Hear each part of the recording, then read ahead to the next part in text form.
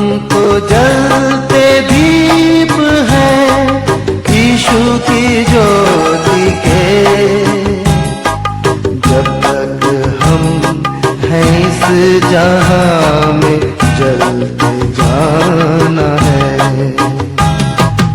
अंधियारे डगर पे हो आंधिया कहीं,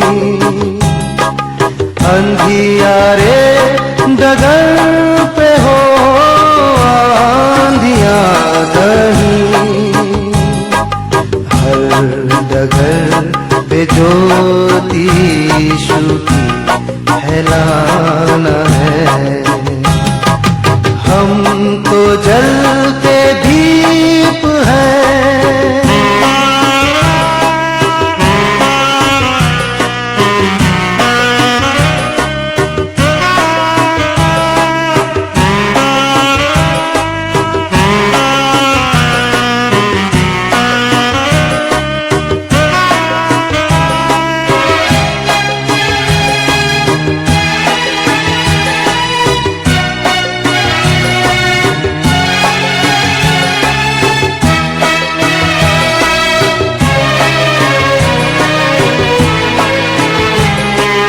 जलना जिंदगी हमारी यीशु के दिए। जलना जिंदगी हमारी यीशु के लिए। जिसने दाग हर गुनाह के मेरे धो दिए। जिसने सूली पर जलाई ज्योति प्रेम की। जिसने सूली पर जलाई ज्योति प्रेम की। वो ही ज्योति आज मेरे दिल में जल रही। कोई भटका हो डगर पे बेपनाह सा। कोई भटका हो डगर पे बेपनाह सा। आज सूली के तले उसे बुलाना है। हम तो जलते दीप हैं।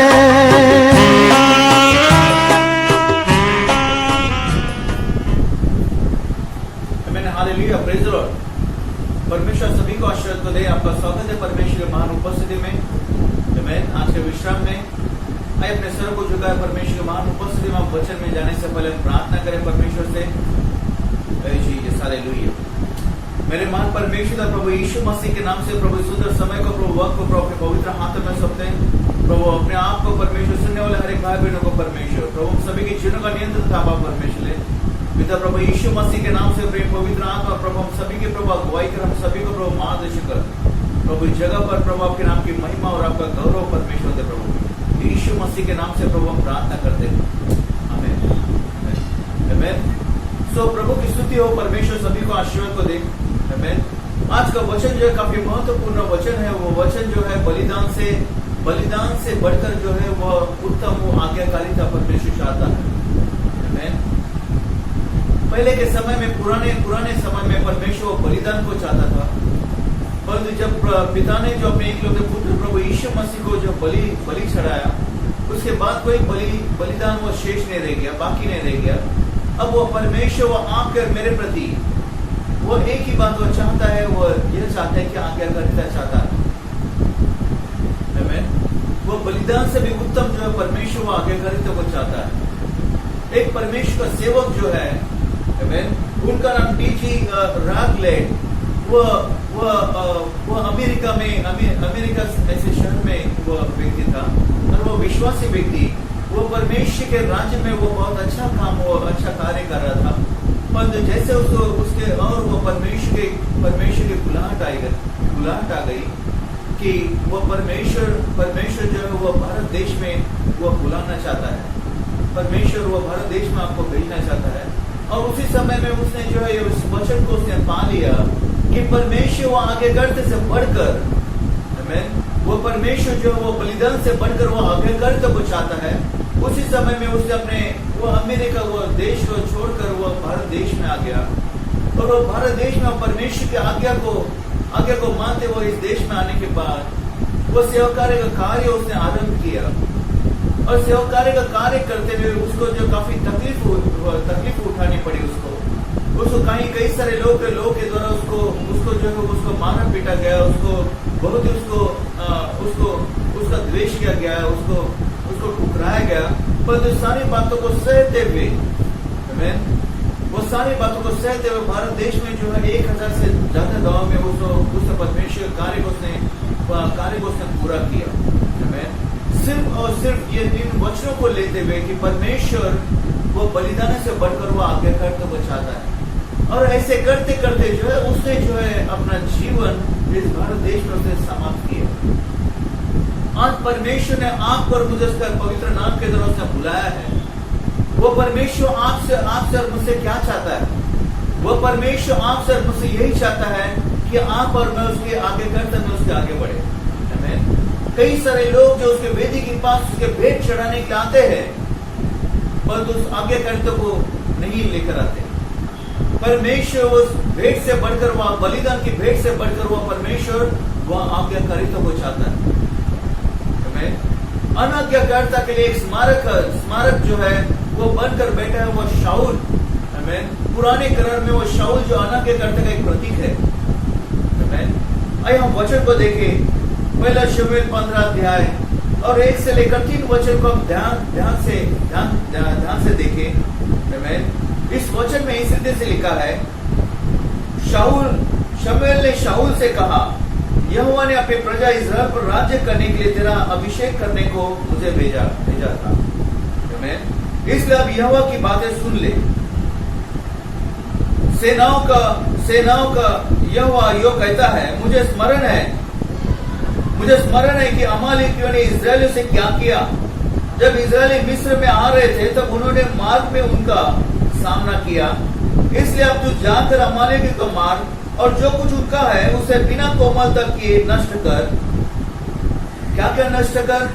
क्या पुरुष का स्त्री, क्या बच्चा या दूध पीता या गाय बैल या भेड़ बकरी या ऊंट, क्या गधा, सबको मार डाल। सो इस जगह पर जो है परमेश्वर वो मनुष्य के द्वारा ठहराए गए वो पहला राजा, इस्राएल का राजा जो शाऊल, परमेश्वर उसको शमूएल नबी के द्वारा जो एक संदेश को भेजता है। और वह संदेश यह है कि अमालेकियों पर युद्ध कर और अमालेकी की सभी बातों को तू नाश करना उनको। आमीन। और यह आज्ञा परमेश्वर की ओर से शमूएल के द्वारा वो शाऊल को मिली थी। शाऊल जो है वो अपने सारे लोगों को लेकर, इस्राएली लोगों को लेकर वो अमालेकियों पर वह युद्ध करता है, चढ़ाई करता है। और वह युद्ध जो है घमासान युद्ध होने पर शाऊल वो अमालेकियों के देश में से कुछ अच्छे भेड़ बकरी गाय बैल भी जो है वो अपने लिए वो अपने देश में इस्राएल में लेकर आता है। जबकि परमेश्वर की आज्ञा उसके लिए यह होती है कि सब कुछ को मार डालना, परंतु वो अपने लिए वो भेड़ बकरी गाय बैल को लेकर आता है। और उसकी अनाज्ञाकारिता और कोई नहीं, परंतु ऊपर से वो परमेश्वर वो देख लेता है। और ये देखने के बाद वो शमूएल नबी से वो कहता है कि शाऊल ने वो कार्य किया है जो उसे नहीं करना चाहिए था, उसने अनाज्ञाकारिता का काम किया है।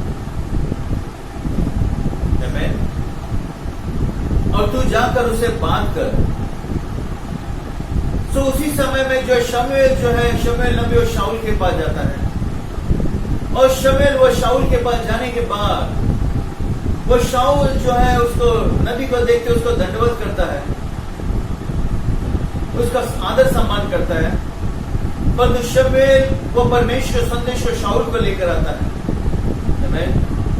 और वो कहता है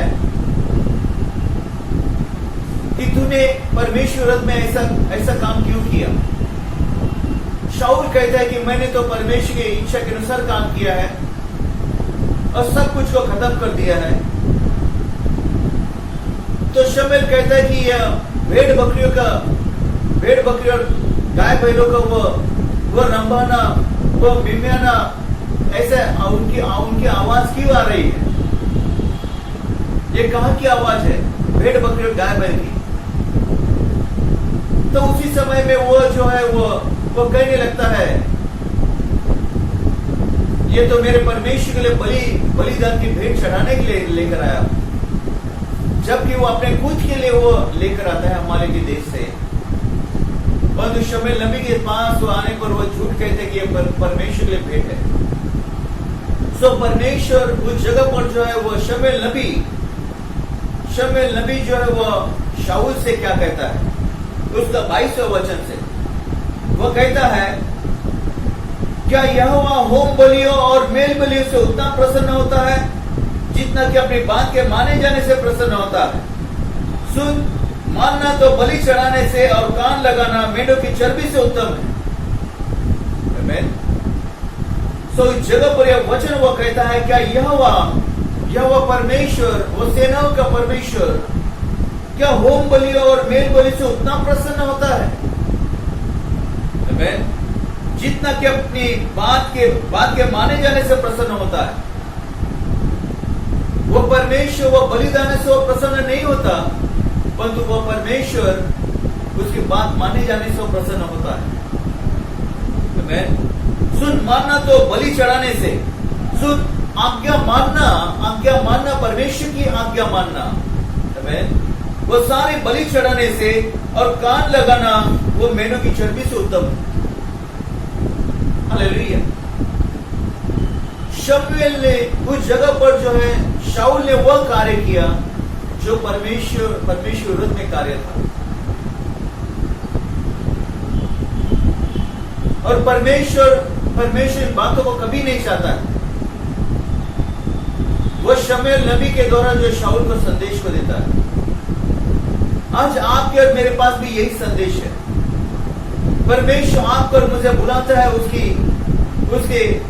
उसे भेंट चढ़ाने के लिए, उसके वेदी के पास।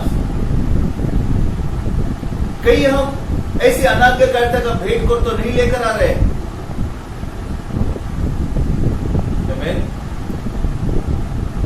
बाइबल का वचन कहता है प्रभु यीशु मसीह संसार में आते समय, प्रभु यीशु मसीह इस संसार में आपको और मुझे बचाने के लिए आते समय वो पिता के पास वो उत्तम भेंट को लेकर आता है। वचन कहता है इब्रानी का पुस्तक 10 अध्याय और 5 और 6 वचन कहता है। इब्रानी 10 अध्याय 5 और 6 वचन कहता है, वो इस संसार में आते समय पिता से कहता है, इसी कारण वह जगत में आते समय वह कहता है, बलिदान और भेंट तूने न चाही, पर मेरे लिए एक देह तैयार की। आमीन। होम बलि और पाप बलि से तू प्रसन्न नहीं हुआ। हालेलुया।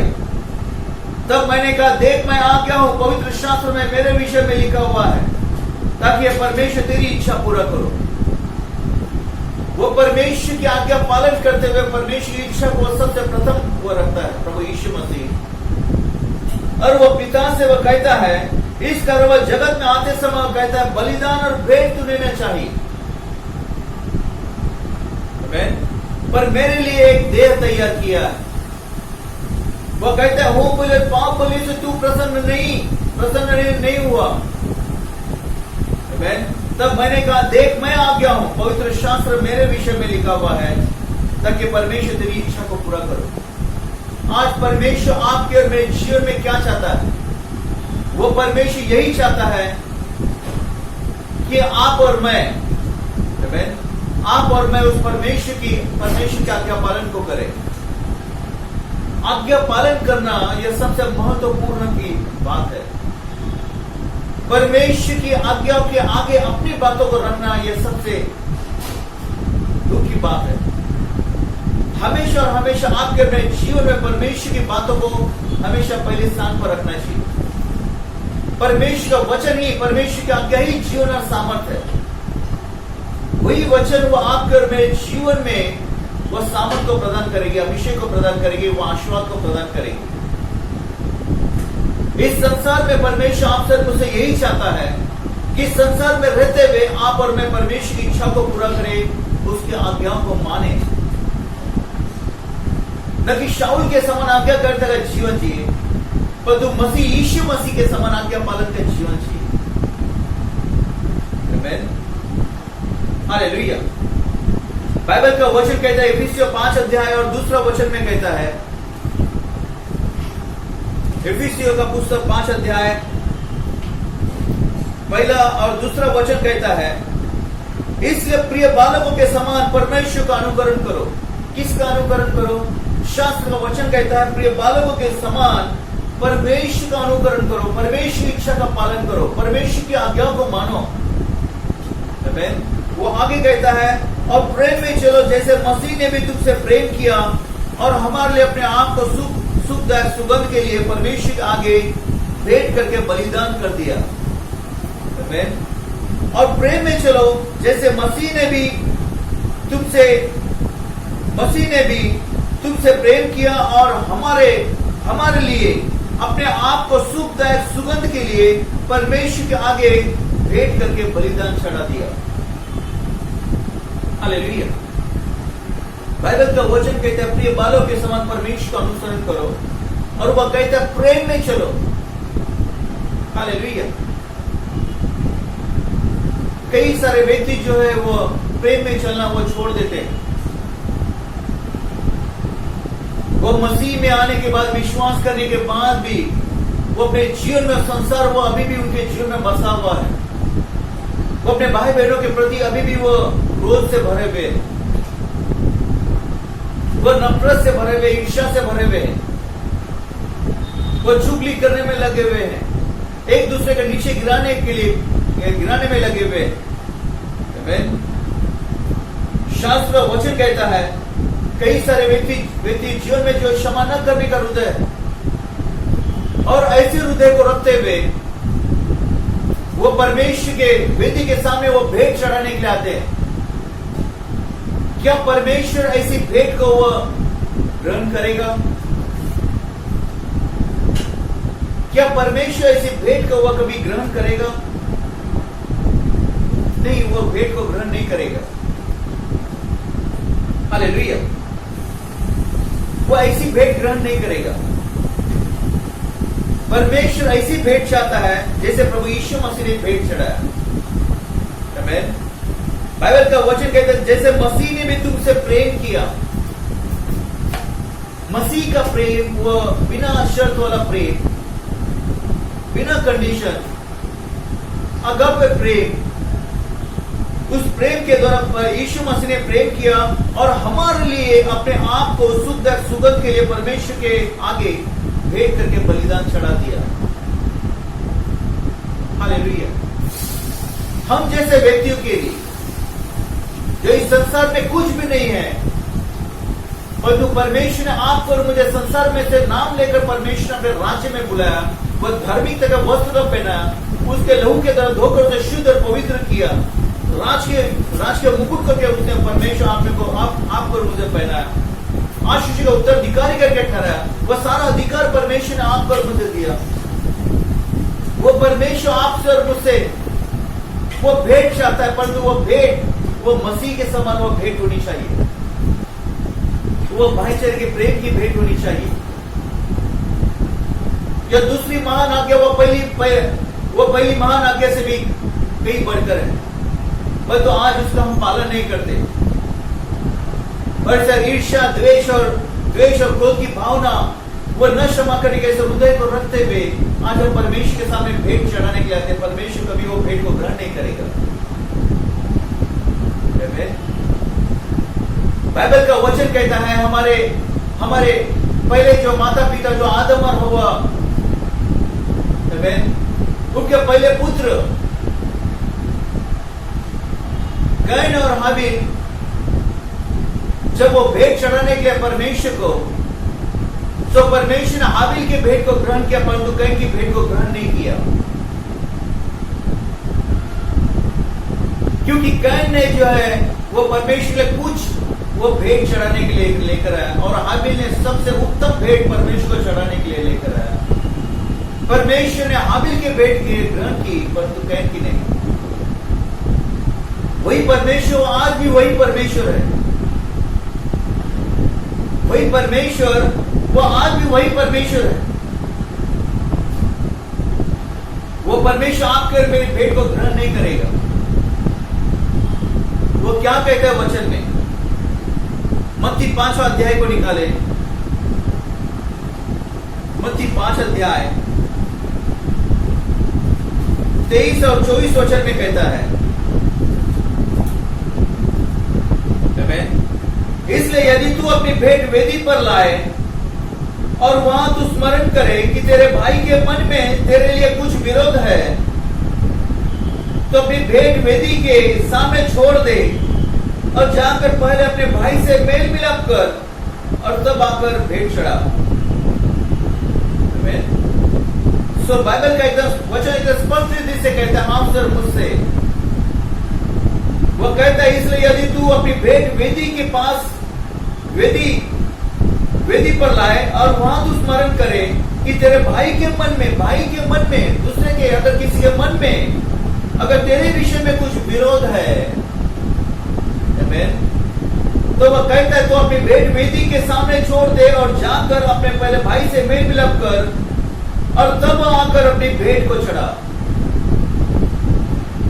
हालेलुया। क्या आज हम परमेश्वर की आज्ञाओं का पालन करते हैं? रोमियो 12 अध्याय, रोमियो का पुस्तक 12 अध्याय को निकाले,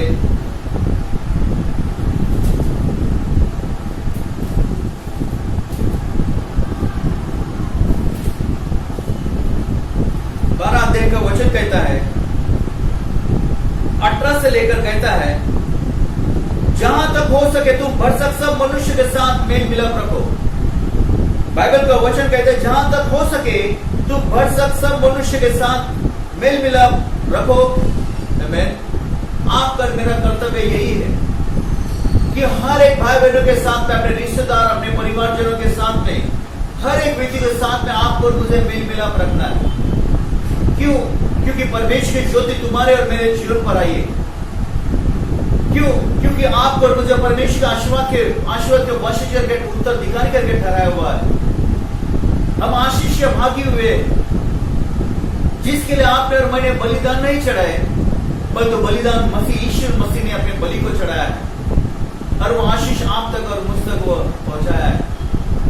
वो परमेश्वर आज वो आपसे मुझसे यही कहता है कि जहां तक हो सके तुम भरसक सब मनुष्य के साथ में मेल मिलाप रखो। और वो आगे कहते हैं, प्रियो बदला न लेना परंतु परमेश्वर के क्रोध का अवसर दो, क्योंकि लिखा है बदला लेना मेरा काम है, प्रभु कहता है मैं ही बदला दूंगा। किसी व्यक्ति का न्याय मत करो। न्याय करना वो आपके मेरे परमेश्वर पिता का काम है। हम परमेश्वर के बच्चे होने के नाते आपका मेरा कर्तव्य है कि भाईचारे का प्रेम को रखे, हर एक व्यक्ति से मेल मिलाप रखे, खास करके ऐसे व्यक्तियों से जो व्यक्ति आपके और मेरे विरोध में, उन व्यक्ति को क्षमा करो, प्रेम करो मसीह के समान। और बाइबल का वचन कहते हैं आगे कि यदि तेरा बैरी अगर भूखा हो तो उसको खाना खिला, यदि प्यासा हो तो उसको पानी पिला, क्योंकि ऐसा करने से तू उसके सिर पर आग के अंगारों का ढेर लगाएगा। वचन कहता है कि यदि तेरा बैरी भूखा हो तो उसको खाना खिला, प्यासा हो तो उसको पानी पिला, ऐसा करने से तू उसके सिर पर आग के अंगारों का ढेर लगाएगा। और अंतिम वचन कहता है, बुराई से न हारो परंतु भलाई से बुराई को जीत लो। बुराई से हार मत मानो। कोई व्यक्ति आपके विरोध में अगर कोई भी कितना भी कोई भी काम करे, बुराई से हार मत मानो। अपना साहस, अपनी हिम्मत को मत छोड़ो। और तो बाइबल का वचन कहता है भलाई से बुराई को जीत लो। जैसे मसीह ने जीत लिया, जैसे मसीह ने काम किया, प्रभु यीशु मसीह ने आपके और मेरे लिए कार्य किया, वही आपको मुझे करने के लिए कहता है। परमेश्वर आज के समय में वो बलिदान की वो भेंट से कहीं बढ़कर वो परमेश्वर आज्ञा पालन को चाहता है। शाऊल इस जगह पर वो अनाज्ञाकारिता का स्मारक बना। कई ने भी जो परमेश्वर की आज्ञा को नहीं माना। आपको रोज आज्ञा पालन में जीना है, मसीह के समान, दाऊद के समान, हाबिल के समान। पूरा बाइबल वो आगे करते जीवन से भरा हुआ है। आपको और मुझे इस संसार में जीते हुए आज्ञा पालन का जीवन जीना बहुत जरूरी है। प्रिय बालकों के समान परमेश्वर का अनुसरण करो। सिर्फ यीशु करने वाले परमेश्वर राज्य में कभी वो प्रवेश नहीं करेगी, परंतु जो सुनते हैं उसके अनुसार जो चलते हैं वही परमेश्वर राज्य में प्रवेश करेगी।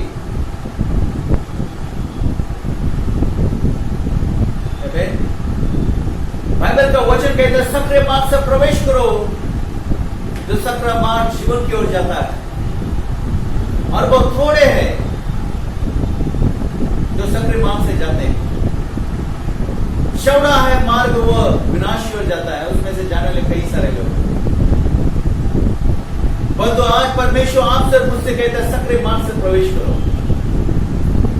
आपको और मुझे अपने आप को मारने के लिए सीखना बहुत जरूरी है, ताकि आप में और मुझ में वो यीशु मसीह झिलाया जा सके।